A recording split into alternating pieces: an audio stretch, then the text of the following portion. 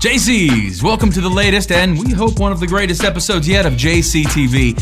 I must admit, I come to you today a bit jealous, to be honest. Word around the campfire is that a large group of JCs met in Texas this past weekend at Gals and had themselves a heck of a time.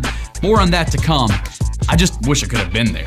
I have a 9-month pregnant wife at home, to be quite honest with you, and it's usually a good idea to stay within a fairly short car ride of home during the later parts of pregnancy. But enough about me. Let's talk about Gals. So, junior chamber members this past weekend gathered in Austin, Texas for training in government advocacy. As you well know, making positive change is often dependent upon cooperation with government agencies and elected officials when they haven't shut down the government. Hey, good thing JC's never shut down. We're always out there. The Austin event helped members learn how government decisions are made and how to be a part of that process. It really is an important process. Conference delegates met at this Texas State Capitol building for many of its sessions. If you're like me and you wish you could have gone this year, hey, it's okay. We put on a Gals every single year, does the USJCs, and according to a rumor I heard on the Facebook, Gals may actually be headed back to Washington, D.C. next year. I will be there for sure because I got a thing or two to tell those folks in D.C. I think we all do today. But I'll be nice, Joel. I promise I'll be nice. Probably. And while we're talking about government relations, I think it's a perfect time to present to you a little video we put together about this summer's BzzzTour. The mission of Junior Chamber International is to provide development opportunities that empower young people to create positive change. The JCI vision is to be the leading global network of young active citizens. Active citizens creating positive change. And it's hard to find a better example of that than President Crystal Ramsey Dice's recent BzzzTour, a multi-week, multi-state tour around the JC world, promoting, among other things, our partnership with Nothing But Nets, the global grassroots campaign to raise awareness and funding to fight malaria, a leading cause of death among children in Africa. As USJCs, our goal is to buy an average of 1 net for every member in the country. One of the highlights of the BzzzTour was the stop in our nation's capital, where President Crystal and her team, along with delegations from nearby states such as Virginia, Delaware, and Pennsylvania, met with congressional and Senate staffs to discuss funding for malaria initiatives. During each meeting, President Crystal recapped the tour and its purpose and expressed gratitude on behalf of the United States JCs for each congressman and senator's support of malaria-fighting programs such as Nothing But Nets. The congressional staffs also really loved hearing the story of her son Aaron and his contributions to the cause. He's selling Nothing But Nets dog tags and has raised several $1,000s, which will fund several hundred nets. These meetings also gave JC chapter representatives the opportunity to talk about their chapters, to discuss the positive change they're creating at the local level, and to develop relationships with congressional staffs that will serve them very well in future missions of active citizenship. Today is really about letting the politicians know what we care about, because they do care what we think. The more we tell them by either writing to them, advocating, by going to meet them, or doing anything else, just let them know what causes we are interested in. They will be more and more happy to help us out.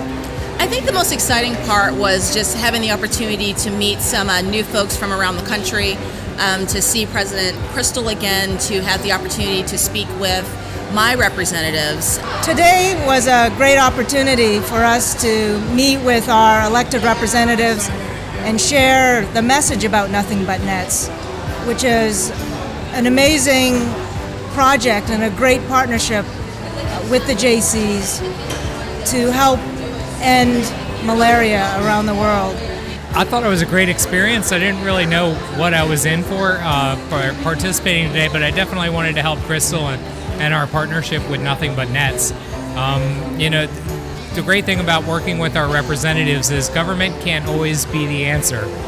They don't always have the money, they can't always move fast enough, but a motivated group of young individuals can really make a huge impact within the community and do it very quickly.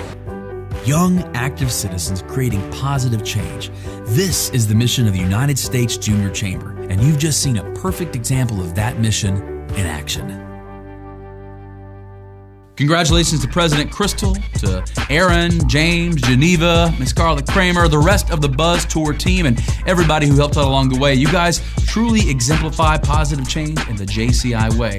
Hey, let's flip it on over to JCTV correspondent Miss Naja Bradley for this week's Chapter Spotlight. I think we're headed to Minnesota this week. Woo-hoo. In a time when many high schools across the country are cutting art programs, the St. Paul JCs encourage participation in the arts among the youth in their community. Each spring, the St. Paul JC's Les Farrington Foundation Best 100 Art Show provides an opportunity for St. Paul area high school students to showcase their work in a professional setting. The event includes gallery opening, award show, and a month-long exhibit that is open to the public that allows students to display their work to their community.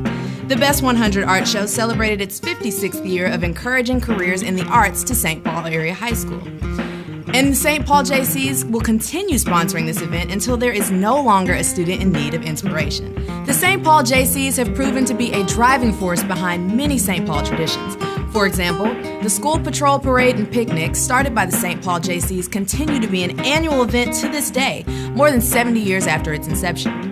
The St. Paul Winter Carnival, a world-famous celebration of the snow and cold, would have languished in the history books if the St. Paul JCs had not started an initiative to defrost Winter Carnival in 1936. Serving Minnesota since 1929, the St. Paul Junior Chamber offers its members opportunities to serve in their communities, establish rewarding friendships, and create professional contacts.